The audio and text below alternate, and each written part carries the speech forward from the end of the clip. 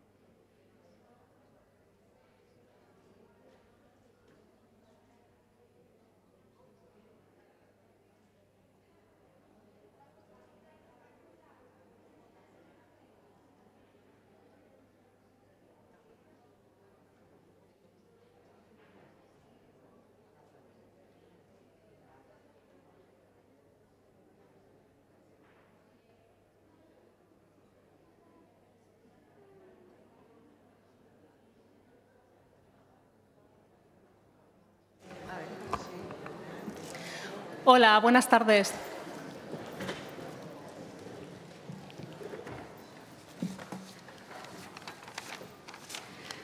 Bueno, buenas tardes. En primer lugar, agradeceros vuestra asistencia a estas jornadas de la COMPI, las segundas que hacemos en este espacio tan simbólico como es el Congreso, que el año pasado vinimos a presentar la evaluación del Plan de Igualdad y este año venimos, aparte de traer propuestas, a conocer los planeamientos que tienen desde las políticas de igualdad sobre el plan, que, como sabéis, es una herramienta fundamental para conseguir la igualdad entre hombres y mujeres. No podemos dejar de hacer mención al Día Internacional de la Igualdad Salarial, que es hoy, que ya sabéis que las mujeres ganamos un 22,55% menos que los hombres por trabajos de igual valor, que son en euros son unos 5.700 euros, que no está mal. Y además, el 15,3% de las mujeres cobramos salarios iguales o menores al salario mínimo interprofesional, cuando los hombres es un 5,7%. Bueno, simplemente antes de presentar a las compañeras, anunciaros que las jornadas se van a ver en streaming, es decir, que se están viendo en directo desde la página web de la COMPI, gracias al trabajo de Mónica Castellanos, que es nuestra técnica informática, maquetadora y todo. Así que nada, las más activas en las redes sociales, pues si lo queréis retuitear o poner por Facebook, pues sería estupendo para poder compartirlo. Yo, por mi parte, nada más, iré presentando a cada una de las ponentes, porque como son muchas, prefiero ir poco a poco. Vamos a ser muy estrictas con los tiempos para que pues, todas tengáis también posibilidad de participar y de que escuchemos las voces de cada una de nosotras.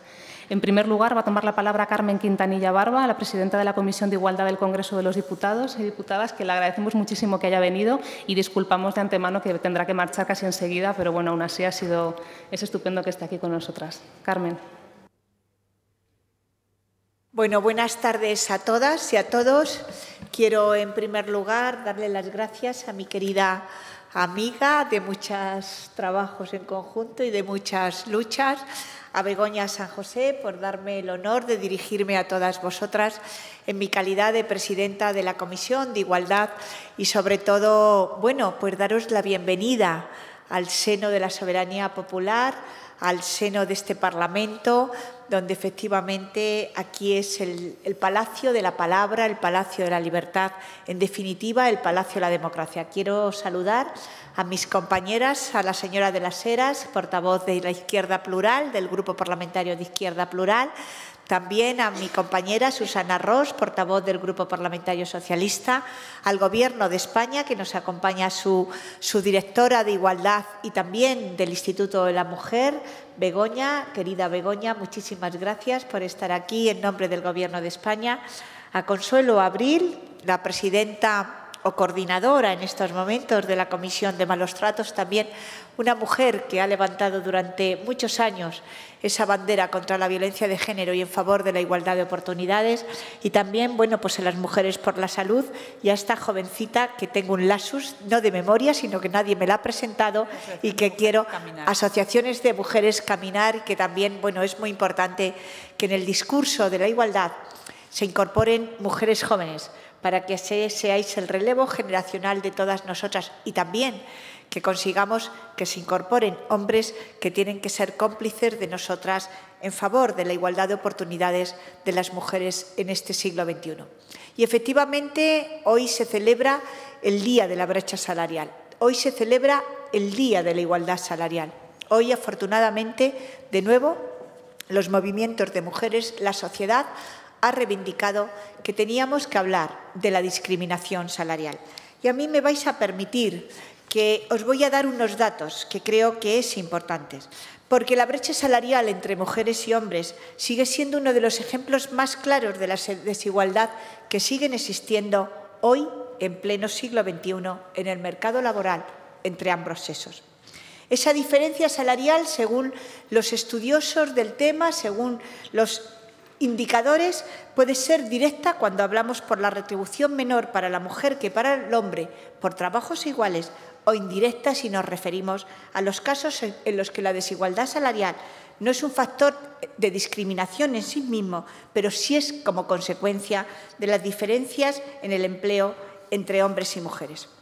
Hoy, el indicador de referencia utilizado por Eurostat para España y por el Instituto Nacional de Estadística nos habla de que la brecha salarial es la definición clara entre la diferencia entre la ganancia por hora de trabajo entre hombres y mujeres. Y me va a permitir mi querida joven que nos acompaña esta tarde, que Isabel le diga a Isabel que en estos momentos, según la encuesta de estructura salarial correspondiente al año 2000, la brecha salarial en España, en lo que respecta al salario medio por hora, se sitúa en el 15,3%. Si nos referimos a la media anual, efectivamente, ese porcentaje es del 22,5%, ya que las mujeres, desgraciadamente, todavía trabajan un menor número de horas, en torno a un 9% menos, como consecuencia, en muchas ocasiones, de esa contratación a tiempo parcial.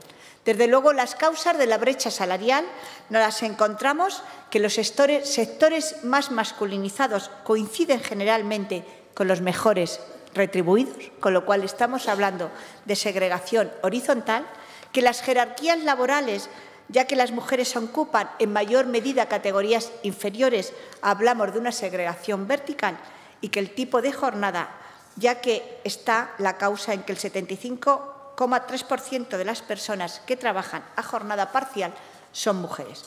Pero me voy a centrar en cómo estamos nosotros ahora. En esta primera intervención que voy a hacer, en esta salutación, sí me gustaría que conociéramos datos en un día tan importante como este. Y es que la brecha salarial española se sitúa en el 16,7% dentro de la media de los 27 países de la Unión Europea. Y además tenemos que decir que gracias al esfuerzo de esta Cámara, de las iniciativas legislativas presentadas por todos los grupos parlamentarios, también gracias a la Ley Orgánica de Igualdad efectiva entre hombres y mujeres en su artículo 45, también en la implementación de los planes de igualdad, también en aquellos primeros planes de igualdad de oportunidades entre hombres y mujeres que hicieron hincapié en la discriminación salarial. Hoy podemos decir que España se coloca en este sentido por debajo de países como Alemania, donde la brecha salarial es del 23%, como Austria, que es de un 25,5%, como el Reino Unido, que es de un 19,5%, o de Finlandia, con un 19,4%. Nos encontramos en un nivel similar a Noruega, que tiene una brecha salarial entre hombres y mujeres del 16,1%, o de Dinamarca y Francia, que tienen ambos una brecha salarial del 16%. Por lo tanto, estamos en la media de los países de la Unión Europea. La brecha salarial se ha ido reduciendo en España en los últimos años de una forma muy importante por el compromiso de todos los gobiernos que efectivamente han impulsado medidas contra la discriminación salarial que sufren las mujeres. Pero que además, en estos momentos, os tengo que decir que en las distintas iniciativas legislativas que hemos presentado, algunas de ellas establecen lo siguiente: promover la igualdad salarial avanzando en el desarrollo de las acciones clave de la estrategia de la igualdad entre mujeres y hombres, aprobada por la Comisión Europea para el quinquenio 2010-2015. Seguir las recomendaciones del informe del Parlamento Europeo de 10 de mayo de 2012 dirigidas a la Comisión y a los Estados miembros sobre el principio de igualdad en la aplicación de la retribución entre hombres y mujeres, entre trabajadores y trabajadoras para un mismo trabajo o para un trabajo de igual valor.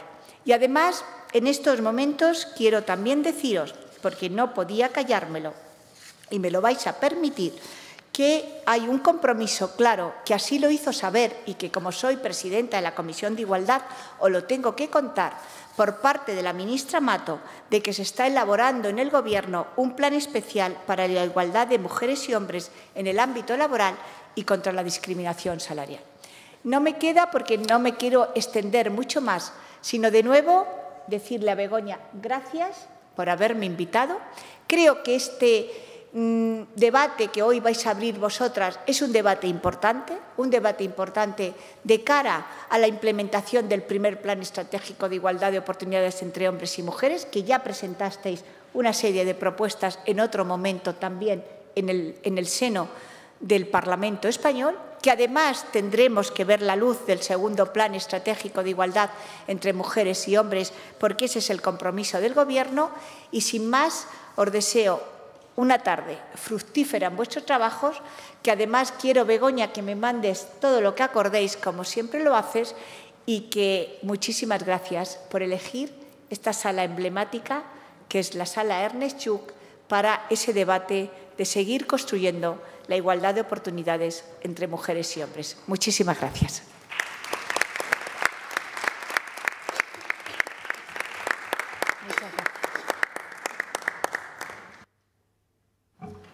Muchas gracias, Carmen. Tiene la palabra Begoña San José, que es la presidenta y el alma mater de la COMPI.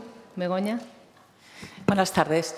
Bueno, antes de que Carmen Quintanilla, presidenta de la Comisión de Igualdad del Congreso de Diputados, marche, quiero agradecerla especialmente porque ha hecho un esfuerzo, porque ella es diputada por Ciudad Real y tiene un acto en su circunscripción esta tarde y ha hecho el esfuerzo de estar con nosotras, pero no va a poder quedarse todo el tiempo porque tiene que ponerse en viaje ahora mismo.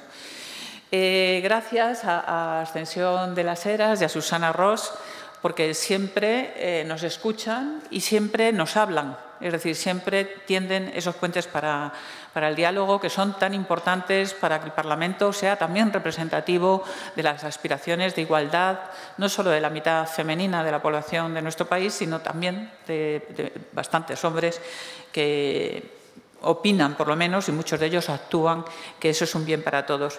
Y quiero dar muchas gracias también a Begoña Suárez como representante del Gobierno, que viene sustituyendo a Carmen Plaza, directora del Instituto de la Mujer, que ha tenido que marcharse a Cádiz para una cosa de su ministerio, para un acto de su ministerio. Y muchas gracias a todas vosotras y vosotros, que en esta tarde de lluvia habéis venido de toda España, que la mayoría representáis a asociaciones de mujeres con las que compartimos un itinerario de defensa activa de la igualdad. Y ese es el primer punto que yo quiero un poco plantear. ¿Por qué la COMPI, la Coordinadora de Organizaciones de Mujeres para la Participación y la Igualdad, volvemos otra vez, como decía Carmen Quintanilla, al Congreso de Diputados a decir que queremos un plan de igualdad para este mandato, para el periodo 2013, hemos puesto 2016, pero bueno, en realidad sería 2015.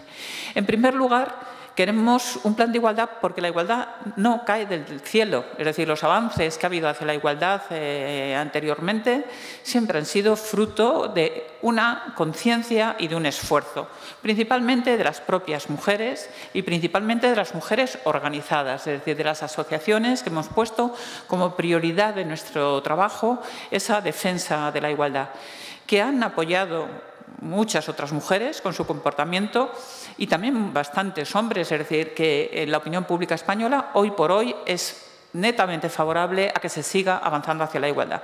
Y esa igualdad avanza más cuando los poderes públicos apoyan las reivindicaciones y se comprometen en ella, que cuando se ponen o bien pasivos o bien incluso a la rémora de los avances hacia la igualdad. En segundo lugar, porque es una obligación legal.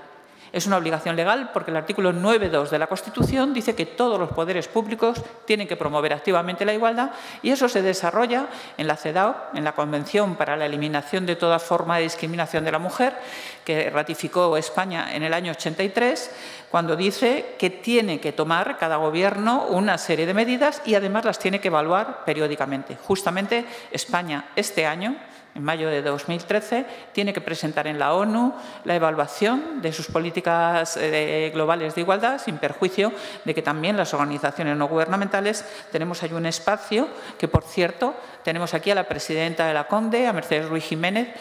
Estamos muy contentas, las organizaciones de mujeres, Merche, te lo digo porque tú coordinas a 200 organizaciones de cooperación al desarrollo, de la colaboración que estamos teniendo con las ONGs de cooperación en este objetivo común, ¿no? de expresar la voz de la sociedad civil organizada cara al informe Sombra o al informe de España en Naciones Unidas en este año. Y también es una obligación por la Ley Orgánica, por la Ley de Igualdad de 2007, sobre todo el artículo 17, que dice claramente que cada gobierno tiene que tener un plan de igualdad y que lo tiene que evaluar periódicamente ante el Parlamento y que tiene que tener indicadores con las estadísticas y que tiene que hacer informe de impacto de género en todas las leyes y en todos los planes y reglamentos, porque la igualdad es no solamente, digamos, un nicho específico de actuaciones, sino que tiene que atravesar todas las actuaciones generales.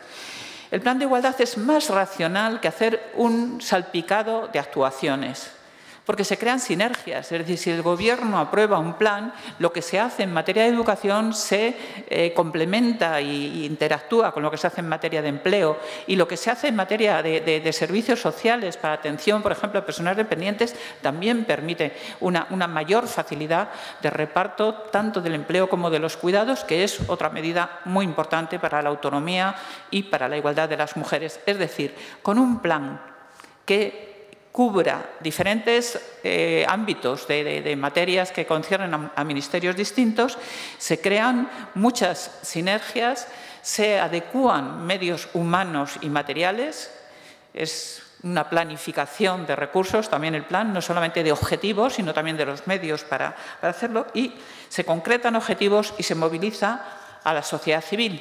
Cuando hay plan de igualdad, la sociedad se siente más, digamos, motivada para observar lo que hace el Gobierno y también para actuar por su propia cuenta, ¿no? en favor de la igualdad.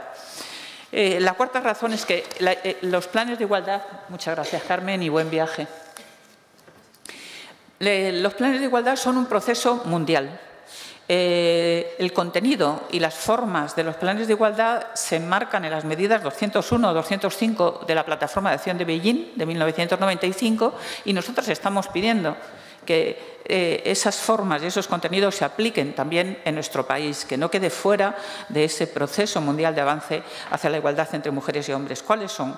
Pues en las formas es que se expliciten, que estén bajo la coordinación de un ministro o ministra, que tengan órganos responsables de su ejecución, que tengan objetivos concretos, cuantificables, que tengan medios humanos y materiales adecuados a los objetivos y que den participación a las asociaciones de mujeres. Y luego, bueno, pues el plan de igualdad, como veis en el programa, debe de tocar los 13 objetivos estratégicos de la Plataforma de Acción de Beijing, que no voy a relacionar porque me comería el tiempo que tenemos, ¿no? En quinto lugar, los planes de igualdad no deben trabajar en semana caribeña. Aquí no se trata de que haya 3 o 4 años de trabajar por la igualdad y 2 años de echarse la siesta. Todo el tiempo tiene que ser un esfuerzo continuado, porque cuando se para es como cuando se deja de pedalear en una bicicleta, se cae. Entonces es importante que no haya paréntesis, y en ese aspecto tenemos que decir que llevamos 14 meses sin plan de igualdad y que ya es mucho tiempo. Queremos cuanto antes, querida Begoña, queremos cuanto antes que el Gobierno presente ya su plan de igualdad, lo someta a las consultas, tanto ciudadanas como de las instituciones que tengan que hacerlo, y que no se haga un paréntesis en ese esfuerzo. El plan de igualdad es aún más necesario en esta crisis. Y digo en esta crisis, en todas las crisis, pero es que esta crisis es muy rara. Es una crisis muy diferente de las anteriores.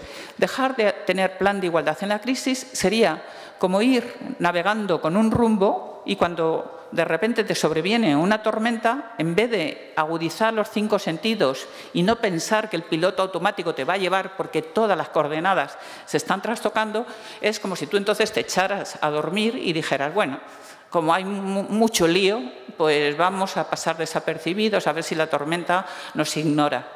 Eso es imposible. Ahora es más necesario, si cabe, que siga habiendo plan de igualdad, porque la crisis, insisto, está trastocando muchas cosas.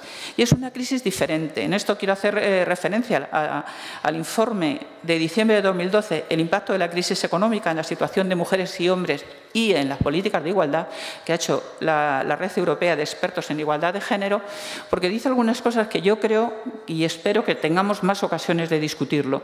Dice algunas cosas que me parecen importantes. Por ejemplo, que hay una apariencia de que las brechas en empleo, en desempleo, en pobreza y en salarios, que están bastante relacionadas entre sí, pues que la diferencia entre hombres y mujeres se está cortando.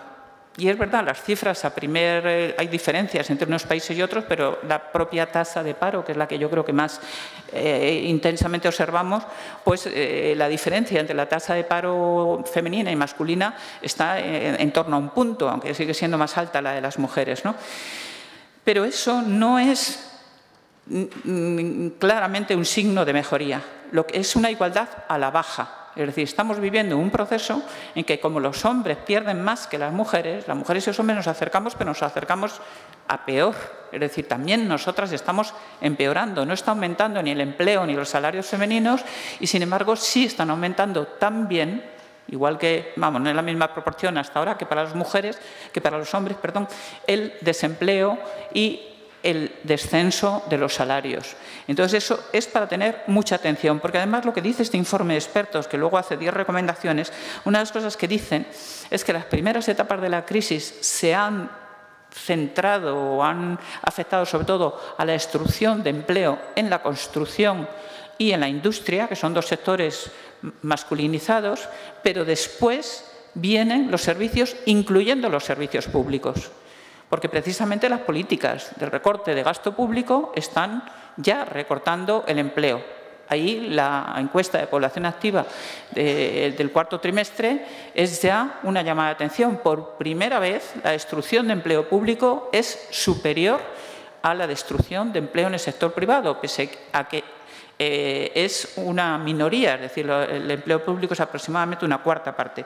Pues tanto en cifras absolutas como mucho más en cifras relativas, la destrucción de empleo en el sector público empieza a ser muy importante. Y al ser muy importante es muy feminizada. Es decir, empieza esa fase del que advierte este informe de los expertos de la Unión Europea, empieza una etapa en que digamos, la supuesta benevolencia de la crisis con las mujeres es muchísimo menor. En penúltimo lugar, quiero decir que la igualdad entre mujeres y hombres está muy ligada al estado de bienestar. Ese libro clásico que muchas de nosotras hemos leído, comentado, citado, que es El poder de las mujeres y el estado del bienestar, del María Hernes, pues nos sirve una vez más para decir que el desarrollo o la destrucción del estado del bienestar es triplemente importante para las mujeres en tres aspectos. En primer lugar, como empleadas, porque los servicios públicos, sociales, educativos y sanitarios son muy intensivos de empleo y dentro de eso hay una intensidad mayor de empleo femenino. Y, por tanto, el recorte en las plantillas de estos servicios incide muchísimo sobre el empleo femenino. En segundo lugar, como cuidadoras. Yo diría que es casi lo más importante y en lo que más atentas tenemos que estar en esta nueva etapa de la crisis. Porque el mandato social de género que asigna prioritariamente a las mujeres el cuidado de la infancia y de las personas en situación de dependencia hace que cada vez que se recorta la educación infantil o que se recorta la ley de dependencia para excluir a los moderados, a los dependientes moderados o esta digamos, evolución preocupantísima de la ley de dependencia que en vez de ir hacia la cobertura universal como preconiza, cada vez tiene menos personas protegidas, concretamente ha perdido 9.000 personas el año pasado, es indirectamente una sobrecarga de trabajo para las mujeres de esas familias.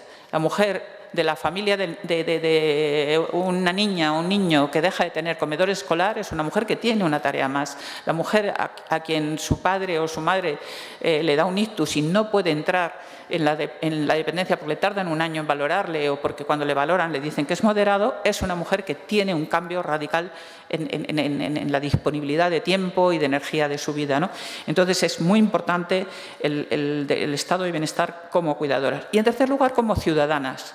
Porque como ciudadanas, cuando la política se ocupa de nuestra vida, nosotras nos ocupamos de la política. Y eso lo hacemos tanto como votantes o como, digamos, desde el punto de vista de la ciudadanía normal, como desde la ciudadanía más activa o de la participación en la toma de decisiones. Es un hecho comprobado universalmente que hay una relación entre presencia de las mujeres en la política y interés de la política por el desarrollo de los cuidados o por el reparto social de los cuidados.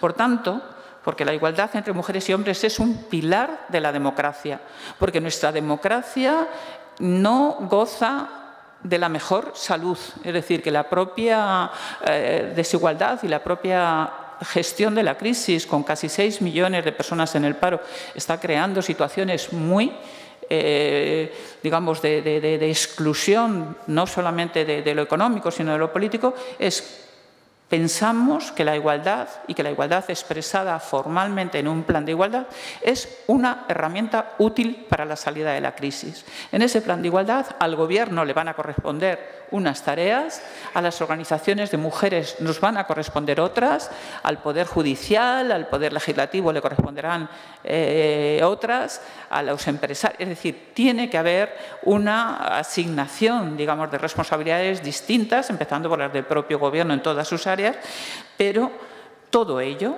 en conjunto, creemos que puede aportar una herramienta útil para la salida de la crisis. El feminismo no es la única alternativa, pero sí tiene una componente imprescindible para una alternativa a la crisis que sea integradora, que no sea con la exclusión de millones de personas, que no sea incrementando el sufrimiento de muchísimas personas, mujeres y hombres de nuestra sociedad, y que no suponga un retroceso respecto al legado que hemos recibido de generaciones anteriores en el avance hacia la igualdad, que no suponga un retroceso de la posición relativa de nuestro país respecto a la igualdad de género en el contexto mundial, y que, en definitiva, dé un sentido de democracia real y de democracia para todas y todos a lo que se construye desde los poderes públicos. Muchas gracias.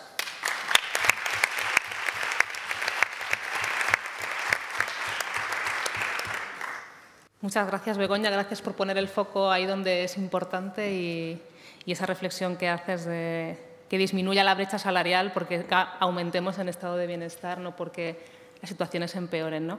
Como habéis entrado algunas mujeres más tarde, vuelvo a decir que estamos difundiendo las jornadas en streaming, por si las queréis tuitear, a través del hashtag CompiCongreso o a través de la página web compi.org.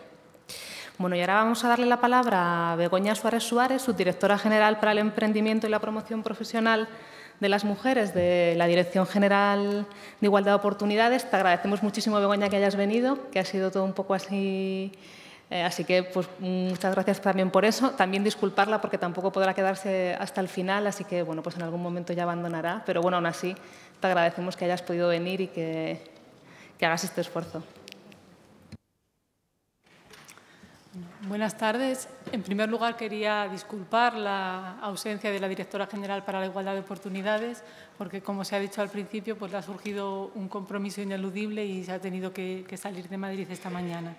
En segundo lugar, agradecer profundamente a Compi y especialmente a Begoña por habernos invitado a compartir con vosotros las líneas básicas del plan que estamos elaborando, que no podré entrar en demasiado detalle porque no se ha todavía sometido a las preceptivas consultas de ministerios, etcétera. Entonces, hay unas líneas prioritarias, hay un espíritu que es el que os voy a transmitir y luego la concreción, pues confiamos en que no tarde demasiado.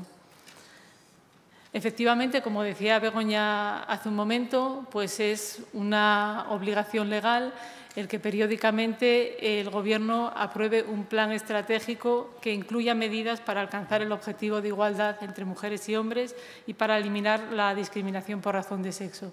Efectivamente, en 2011 terminó la vigencia del plan anterior, del Plan Estratégico 2008-2011. Es preceptivo elaborar el nuevo Plan Estratégico para la Igualdad de Oportunidades y en eso es en lo que estamos trabajando, no solo porque sea preceptivo, sino porque compartimos con Begoña la necesidad de que haya un plan estratégico que continúe impulsando las políticas de igualdad de oportunidades entre mujeres y hombres y podamos seguir avanzando. A la hora de abordar la elaboración del nuevo plan, han tenido en cuenta documentos estratégicos de la Unión Europea, sobre todo las prioridades marcadas por la Estrategia Europea de Igualdad de Oportunidades 2010-2015, que marca unas prioridades centradas en la independencia económica y en la lucha contra la discriminación salarial, muy al hilo del día que es hoy, del Día contra la Discriminación Salarial. La igualdad también en la toma de decisiones es otra de las prioridades de la estrategia europea y la dignidad, integridad y el fin de la violencia sexista. Además, se han tenido en cuenta las distintas proposiciones no de ley aprobadas por la Comisión de Igualdad del Congreso desde que finalizara el periodo del plan anterior. Se ha elaborado un diagnóstico y se han tenido también en cuenta la evaluación y las conclusiones del plan estratégico anterior, que ponía el foco en varios puntos en los que era prioritario seguir avanzando, como el empleo, la corresponsabilidad y conciliación, la lucha contra la violencia de género, el acceso equilibrado a puestos de responsabilidad, entre otros. Efectivamente, desde que en el año 98 se aprobara el primer plan de igualdad, se han conseguido importantes avances, pero, como ha dicho Carmen y como ha dicho Begoña, estamos todavía lejos de la igualdad efectiva. Bueno, pues este es uno de los objetivos fundamentales del plan, es continuar avanzando para intentar lograr la igualdad efectiva entre mujeres y hombres. Para alcanzar esta igualdad efectiva, en la actualidad disponemos de herramientas e instrumentos que seguramente hace 20 años o incluso 10 nos parecerían impensables. Hace 10 años, hace 20 años, los planes de igualdad eran casi la única directriz que tenían los poderes públicos a la hora de hacer actuaciones en materia de igualdad de oportunidades, porque había un cuerpo legal disgregado o inadecuado. Hoy en día la situación es bien distinta, contamos con una ley orgánica que define claramente los derechos y las obligaciones en materia de igualdad, dejando, por tanto, a los planes de igualdad un ámbito exclusivamente vinculado a la planificación de la actuación de los poderes públicos durante un periodo determinado. Es importante destacar el carácter estratégico que ha de tener el plan y que señala la Ley para la Igualdad Efectiva en el artículo 17. Es necesario delimitar los ámbitos de actuación preferente, remarcar los instrumentos específicos que se pondrán en marcha para hacer frente a los distintos retos, delimitar el ámbito conceptual de actuación y establecer las principales líneas de actividad de cada uno de los ámbitos contemplados. El plan estratégico, por tanto, no sustituye a ninguna norma y lo que va a hacer es delimitar prioridades que se van a abordar durante los próximos años y establecer objetivos. No se trata de un plan omnicomprensivo, sino que lo que pretende es delimitar la actuación en aquellos ejes que se consideran prioritarios. El plan no es solo un plan, como dice la propia ley orgánica, sino que en este sentido es un plan estratégico. Y además se ha establecido como un plan de planes, como un plan que va a contemplar otras actuaciones puntuales en otros ámbitos que se consideran de especial relevancia. Begoña y Carmen han puesto de relieve las discriminaciones y las diferencias que aún persisten en el ámbito laboral. Bueno, pues precisamente para combatir o intentar paliar esas discriminaciones que aún persisten en el ámbito laboral, se está trabajando y se ha empezado a negociar ya con algunos ministerios un plan especial para promover la igualdad en el ámbito laboral y para combatir la discriminación salarial. Lo mismo ocurre con el tema de la violencia de género, que se está trabajando en una estrategia específica.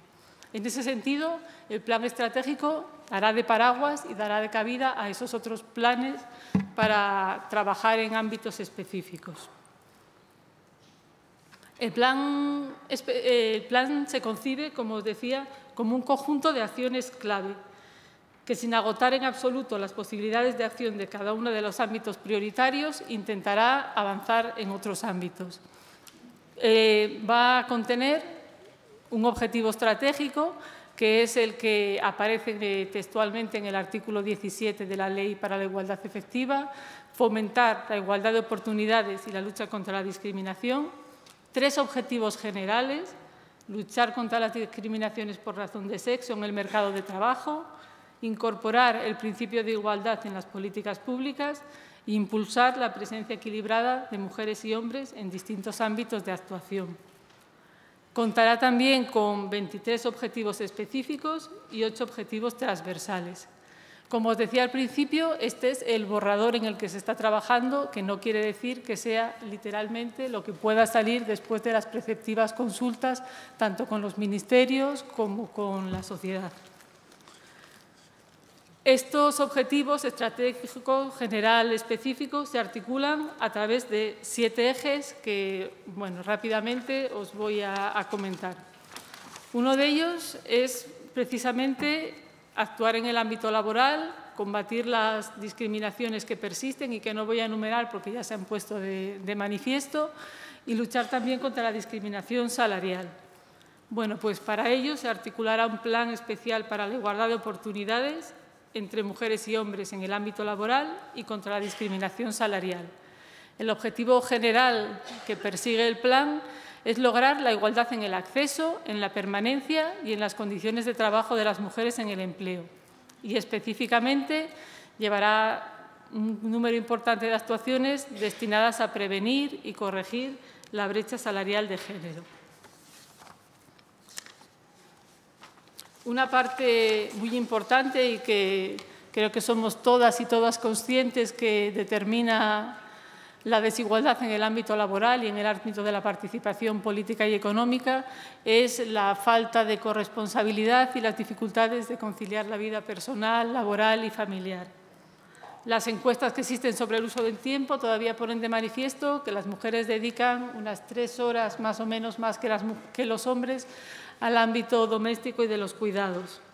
Es, por tanto, prioritario y urgente promover la corresponsabilidad en el ámbito doméstico y en el ámbito de los cuidados y adoptar medidas que faciliten la conciliación, medidas que no sean de uso exclusivo para mujeres y que puedan contribuir a vencer las resistencias culturales en favor de nuevas formas de organización de los usos del tiempo que impulsen una auténtica corresponsabilidad.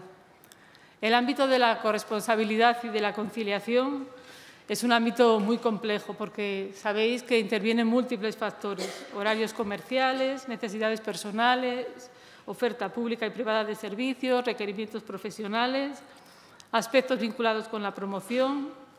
Es, por tanto, un ámbito que hay que conocer en profundidad y que un entramado de factores que influyen entre sí, que es conveniente analizar detalladamente. Dentro del plan estratégico se incluyen algunas medidas destinadas a profundizar en el conocimiento de este ámbito y, en función de eso, incluir las medidas pertinentes, algunas de ellas en el futuro y otras ya van incorporadas tanto en este plan estratégico como en el plan para la igualdad en el ámbito laboral. Otro eje importante del plan es la lucha contra la violencia de género, bueno, que poco comentario merece, una lacra que sigue siendo, bueno, importantísima y que afecta la vida de miles de mujeres. Algunos indicadores muy concretos, como el índice de mujeres asesinadas, parece que en los últimos años están presentando mejores, se han reducido, pero, sin embargo, pues otros datos, como los derivados de la macroencuesta de violencia, demuestran que sigue estando, es una lacra que sigue estando, desgraciadamente, muy presente en nuestro país.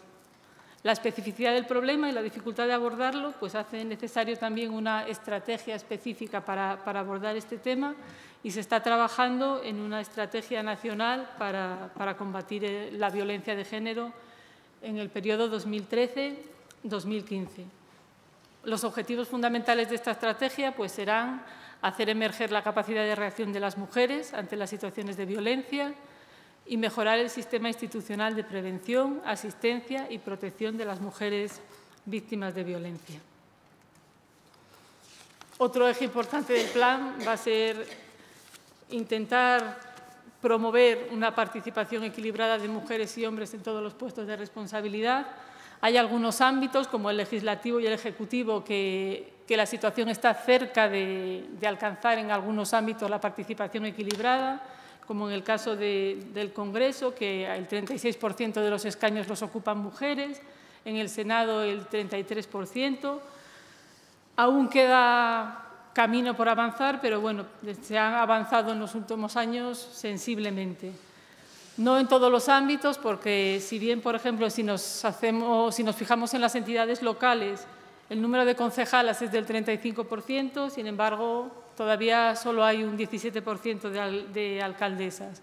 Es mucho el camino que hay que recorrer, también en otros órganos elevados, por ejemplo, del Poder Judicial, y también si nos fijamos en los altos puestos de responsabilidad de las empresas, pues la participación de mujeres pues dista mucho de ser la deseable, dista mucho de ser una participación equilibrada.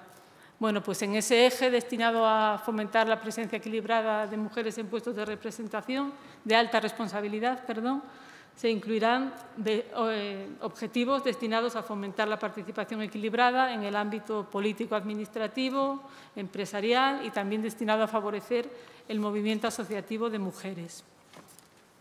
El eje 5 va a estar dedicado a la educación y al deporte. Sabéis que el número de mujeres en el ámbito universitario es muy elevado. Prácticamente el 60% de las personas que se licencian en las universidades son mujeres.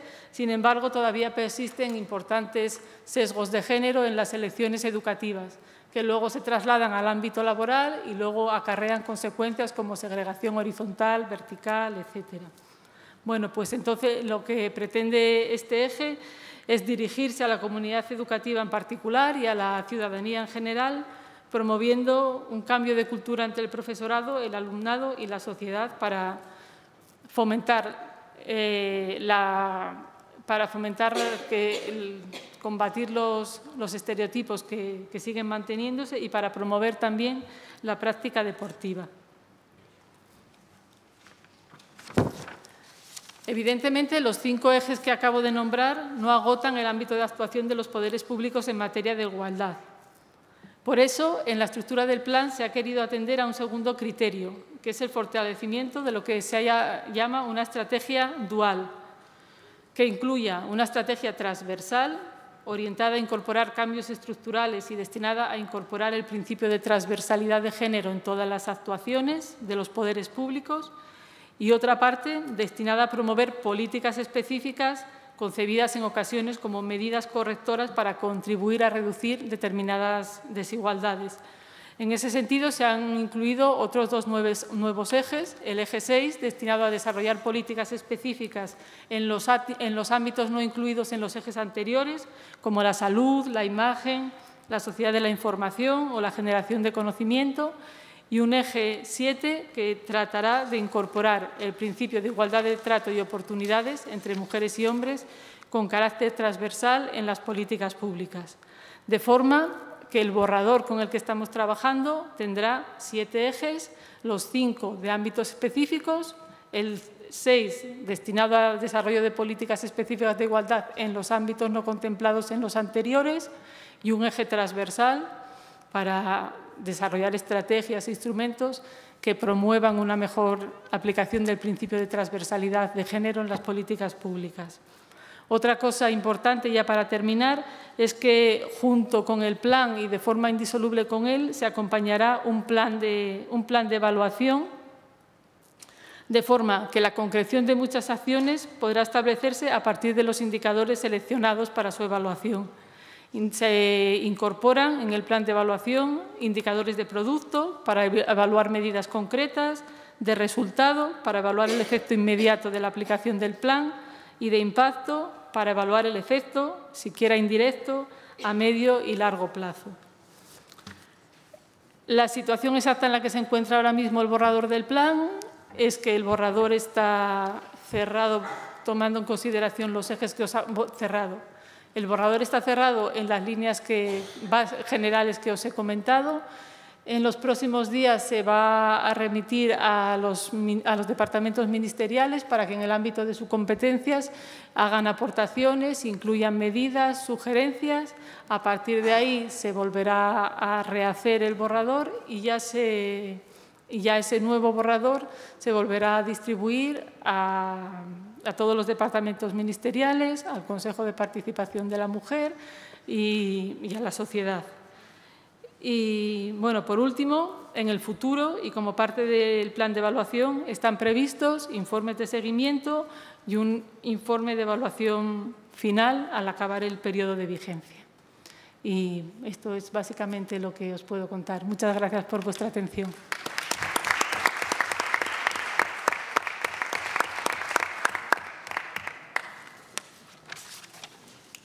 Muchas gracias, Begoña, por habernos traído aquí la presentación del plan. Esperamos, y imagino que hablo en voz de todas, que en ese proceso de participación pues, también podáis contar con las organizaciones de mujeres. Bueno, vamos a pasar ahora a las compañeras de Compi, que os voy a presentar una a una, aunque ya han hecho las presentaciones previamente, pero bueno, también quiero hacerlo yo porque para eso estamos en la jornada de Compi. María José Cuaresma Romero, de la Asociación Caminar, viene a presentarnos empleo, corresponsabilidad en los cuidados, protección social e igualdad económica. Así que, María José, cuando quieras, muchas gracias.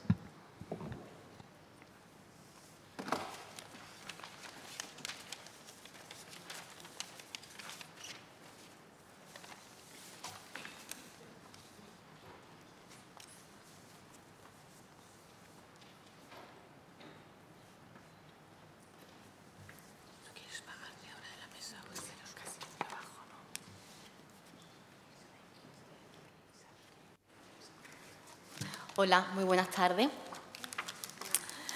Ante todo, muchísimas gracias por estar aquí esta tarde con nosotras para debatir, para reflexionar y para plantear alternativas al modelo que tenemos, que ya vemos que no funciona. La parte que vamos a plantear desde Compi en este aspecto tiene relación con, como bien ha comentado Isabel, con el empleo, la corresponsabilidad en los cuidados, protección social e igualdad económica. ¿Por qué? Porque partimos de la base de que si no somos iguales económicamente, no podemos hacer nada. No estamos en condiciones de negociar. Por lo tanto, es indispensable el conseguir esa igualdad económica.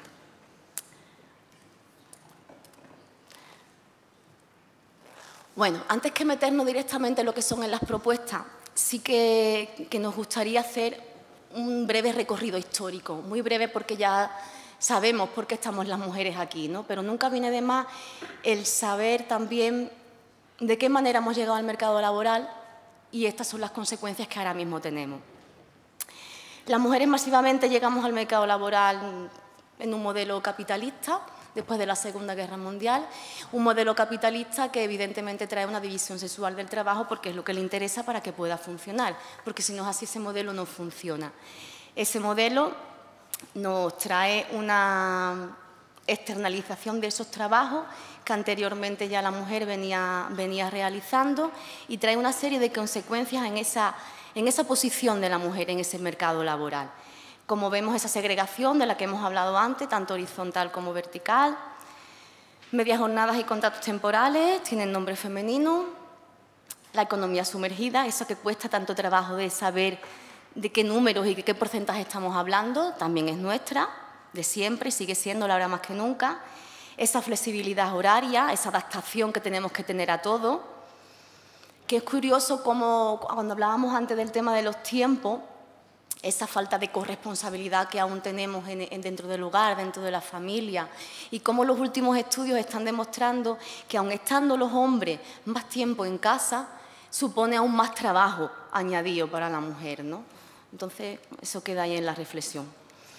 Y todo esto lo que nos trae es una invisibilidad en el mercado porque no se nos ve, estamos en ciertos trabajos donde no hay prestigio absolutamente ninguno, ni reconocimiento, y esa invisibilidad de ese trabajo reproductivo, ese trabajo de cuidado del que a continuación vamos a hablar, que parece que no existe, que es como dice la economista Cristina Carrasco, esa mano invisible que está por ahí, pero que hace posible que estemos aquí. Crisis económica, crisis de valores y muchos tipos de crisis somos las que estamos viviendo.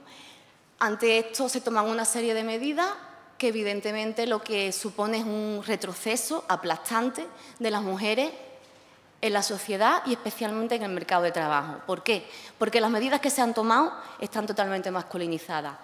Un ejemplo, como vemos aquí, servicios públicos, un retroceso en nuestra incorporación, en nuestra presencia en el mercado de trabajo, pero también un retroceso porque todos esos servicios que se han ido anulando y recortando ha repercutido en la mujer, nos ha repercutido a nosotras y nos ha hecho un aumento del trabajo de los cuidados, el trabajo reproductivo y en el trabajo en el hogar. Planes y medidas totalmente masculinizadas para el sector masculino, el sector donde el desempleo fue tan catastrófico y había que tomar medidas ahí. Y el rescate bancario, que eso no lo hemos visto nadie, creo yo, ni hombres ni mujeres.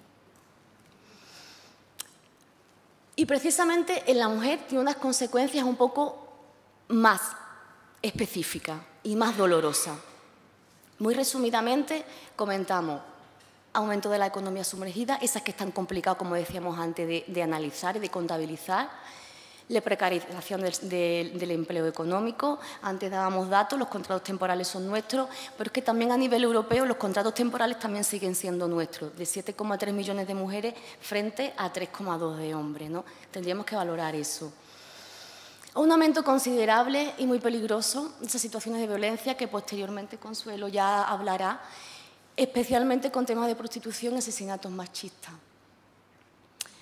El que se nos siga matando por el mero hecho de ser mujeres creo que es un indicador muy importante de la salud de este país y creo que nuestra salud está muy en decadencia y muy mal. Un silencio absoluto que hay ante las cuestiones de género, los recortes que ya ha habido. Además, es curioso cómo parece que cuando tenemos épocas de bonanza sí que trabajamos cuestiones de mujeres y sí que se apuesta por políticas de igualdad y políticas de género. Cuando llegan momentos complicados, parece que las mujeres desaparecemos, que ese tema ya no es importante, no estamos de moda y no entramos dentro de los programas electorales porque hay otras cosas que resolver. Como si las mujeres no fuéramos partes de la crisis y no fuéramos también y sufriéramos las consecuencias de esa crisis.